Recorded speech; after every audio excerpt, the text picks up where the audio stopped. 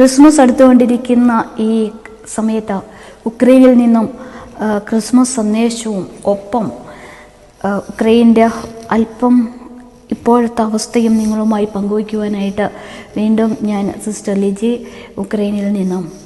ഉക്രൈൻ്റെ അവസ്ഥ എന്ന് വെച്ചാൽ ഇപ്പോൾ ഇവിടെ വിൻ്റർ സമയമാണ്. വിൻ്റർ സമയത്ത് യൂറോപ്പിലുള്ളവർക്കറിയാം കുറേയും കൂടിയും ഇരുട്ട് പെട്ടെന്നാകുന്ന സമയമാണ്. ഒരു 4 മണിയാകുമ്പോഴേക്കും നമ്മുടെ നാട്ടിലൊക്കെ ഒരു 8 മണിയായ ഒരു പ്രതീതിയായിരിക്കും ഇവിടെ. അതുകൊണ്ട് കഴിഞ്ഞ വർഷം ഈ വിൻ്ററിൻ്റെ സമയത്ത് ഒത്തിരി നമുക്ക് ഈ കറണ്ട് കട്ട്, ഇലക്ട്രിസിറ്റിയുടെ ക്ഷാമമൊക്കെ ഉണ്ടായിരുന്നു. ഇതുവരെയും ഉക്രൈനിൽ അങ്ങനെ വന്നിട്ടില്ല ഈ വർഷം. കഴിഞ്ഞ വർഷം നവംബർ തുടങ്ങി നമുക്ക് ഇലക്ട്രിസിറ്റിയുടെ ക്ഷാമമൊക്കെ ഉണ്ടായിരുന്നു. ഈ വർഷം ഇപ്പോൾ ഡിസംബർ 20 ആയിട്ടും ക്രിസ്മസിൻ്റെ ഇത്രയും അടുത്തിട്ടും നമുക്ക് ഇലക്ട്രിസിറ്റിയുടെ ക്ഷാമം വന്നിട്ടില്ല. അതുകൊണ്ട് ഞങ്ങൾക്ക് ഇപ്പോഴും കറണ്ടൊക്കെ ഉണ്ട്. കഴിഞ്ഞ വർഷം അങ്ങനെ ഉണ്ടായിരുന്നു, കറണ്ട് ഉണ്ടായിരുന്നില്ല. അങ്ങനെ ഈ വർഷവും കറണ്ട് പോകാൻ സാധ്യതയുണ്ട് എന്നൊക്കെ നമുക്ക് അറിവ് തന്നിട്ടുണ്ട്. കഴിഞ്ഞ വർഷത്തെ അപേക്ഷിച്ച് നോക്കുമ്പോൾ ഈ വർഷം തണുപ്പ് കൂടുതലാണ്. കഴിഞ്ഞ വർഷം നമുക്ക് തണുപ്പുണ്ടായിരുന്നത് 1-2 ദിവസം മാത്രമാണ് മൈനസിലേക്ക് വന്നത്. ഈ വർഷമാണെങ്കിൽ ഇപ്പോൾ -5 വരെ വന്നിട്ടുണ്ട്. പക്ഷേ ഈ ദിവസങ്ങളിൽ പ്ലസ്സാണ്. ഓൾറെഡി മഞ്ഞൊക്കെ വീണു തുടങ്ങി. അപ്പോൾ ഈ സമയത്തും ഈ മഞ്ഞ് വീഴുമ്പോഴും ഇത്രയും തണുപ്പത്തും ഉക്രൈനിലെ ആളുകൾ യുദ്ധം തന്നെ ചെയ്തുകൊണ്ടിരിക്കുകയാണ്.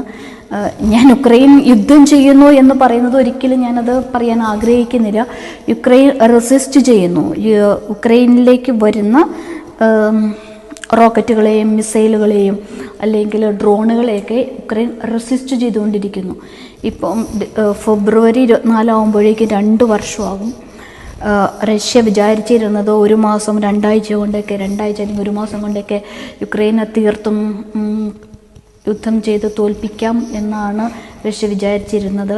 പക്ഷേ ഉക്രൈൻകാരുടെ അവരുടെ ആ ഒരു ഹാർഡ് വർക്ക് കൊണ്ട് അല്ലെങ്കിൽ അവരുടെ സെൽഫ് ഗിവിങ് അല്ലെങ്കിൽ അവരുടെ സാക്രിഫൈസ് കൊണ്ട്, അതുകൊണ്ടൊക്കെയാണ് യുദ്ധം ഇത്രയും നാളായിട്ടും ഉക്രൈൻ വിട്ടുകൊടുക്കാതെ നിൽക്കുന്നത്. ഒത്തിരി പേര് സഫർ ചെയ്യുന്നുണ്ട് ഇപ്പോഴും, ഒത്തിരി പേര് മരിക്കുന്നുണ്ട് ഇപ്പോഴും.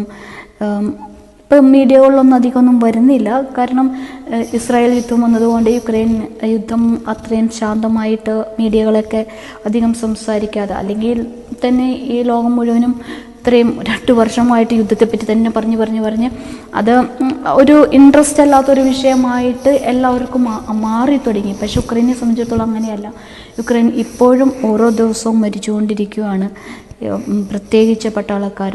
കഴിഞ്ഞ ഒരാഴ്ച മുമ്പ് കിയേവിൽ വീണ്ടും റോക്കറ്റ് വീണു. എല്ലാ ദിവസവും ഒരു റോക്കറ്റുകളൊക്കെ അയക്കുന്നുണ്ട്. എയർ ഡിഫെൻസ് അതിനെ എതിർക്കുന്നത് കൊണ്ടും നിർവീര്യമാക്കുന്നത് കൊണ്ടും എല്ലാ റോക്കറ്റുകളൊന്നും താഴേക്ക് വീഴുന്നില്ല. ഒരു കഴിഞ്ഞ ആഴ്ചയിൽ കിയേവിൽ റോക്കറ്റ് വീണിരുന്നു. 1-2 പേര് മാത്രമാണ് മരിച്ചോളൂ. കുറേ പേർക്ക് അപകടമൊക്കെ പറ്റിയിട്ടുണ്ട്. അങ്ങനെ യുദ്ധം നടന്നുകൊണ്ടിരിക്കുന്നു. എന്നാലും ഇപ്പോൾ നമ്മൾ ക്രിസ്മസ് ആഘോഷിക്കുമ്പോൾ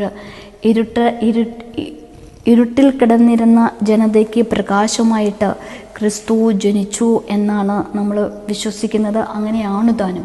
അപ്പോൾ ഈ ഇരുട്ടിലായിരിക്കുന്ന യുക്രൈനെ സംബന്ധിച്ചിടത്തോളം ക്രിസ്തുവിൻ്റെ ജനനം വളരെ ഒരു പ്രതീക്ഷയാണ്. കാരണം ഞങ്ങളെപ്പോലെ യുക്രൈനിൽ ഇരുട്ടിലായിരിക്കുന്നവർക്ക് പ്രകാശമായിട്ടാണ് ക്രിസ്തു ജനിക്കുന്നത്. ഇപ്പം യൂറോപ്പിലാണെങ്കിലും യുക്രൈനിലാണെങ്കിലും എല്ലാ തെരുവുകളിലൊക്കെ ഒത്തിരി ലൈറ്റുകളൊക്കെ ചെയ്യുന്ന സമയമാണ്. ഇപ്പം ഞങ്ങളെ സംബന്ധിച്ചിടത്തോളം പെട്ടെന്ന് ഇരുട്ടാവുന്നത് കൊണ്ട് ഈ ലൈറ്റ് പെട്ടെന്ന് നമ്മളെ അട്രാക്റ്റ് ചെയ്യുകയും ചെയ്യും. അത് സത്യത്തിൽ ഇരുട്ടിലായിരിക്കുന്ന ജനതയ്ക്ക് പ്രകാശമായിട്ടാണ് ക്രിസ്തു ജനിച്ചത്.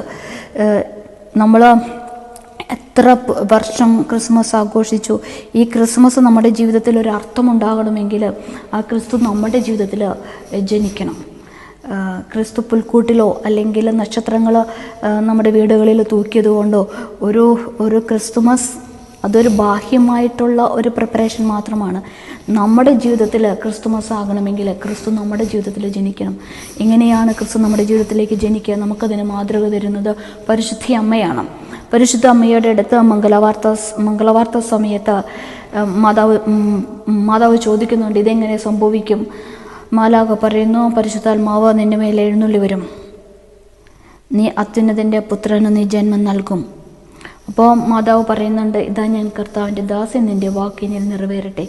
ഇതാ ഞാൻ കർത്താവിൻ്റെ ദാസി, നിൻ്റെ വാക്കിനിൽ നിറവേറട്ടെ എന്ന് പറയുന്ന ആ നിമിഷത്തിൽ പരിശുദ്ധാത്മാവ് അവളിൽ പ്രവേശിച്ച് ആ ഈശോ അവളുടെ ഉദരത്തിൽ വളരാൻ തുടങ്ങി. നമ്മളും എന്നാണോ കർത്താവിൻ്റെ മുമ്പിൽ നിന്നിട്ട് ഇതാ ഞാൻ കർത്താവിൻ്റെ ദാസി, നിൻ്റെ വാക്കിനിൽ നിറവേറട്ടെ എന്ന് പറയുമ്പോൾ കർത്താവിൻ്റെ പരിശുദ്ധാത്മാവിനെ നമ്മളിലേക്ക് ദൈവം അയക്കും, കർത്താവിൻ്റെ കൃപ നമ്മളിലേക്ക് അയക്കും. അന്ന് നമ്മുടെ ഉള്ളിലുള്ള ഇരുട്ട് മാറിപ്പോകും. ക്രിസ്തു നമ്മുടെ ഉള്ളിൽ ജനിക്കുമ്പോൾ നമ്മളിൽ ഉള്ളിൽ ഇരുട്ട് മാറി പ്രകാശം വരും. അപ്പോഴാണ് ക്രിസ്തുമസിന് ഒരു അർത്ഥമുള്ളത്. നിങ്ങൾക്ക് ഉക്രൈനിൽ നിന്നും എല്ലാവർക്കും ക്രിസ്തുമസിൻ്റെ എല്ലാവിധ മംഗളങ്ങളും പ്രാർത്ഥനകളും നേരുന്നു. ഒത്തിരി സ്നേഹത്തോടെ.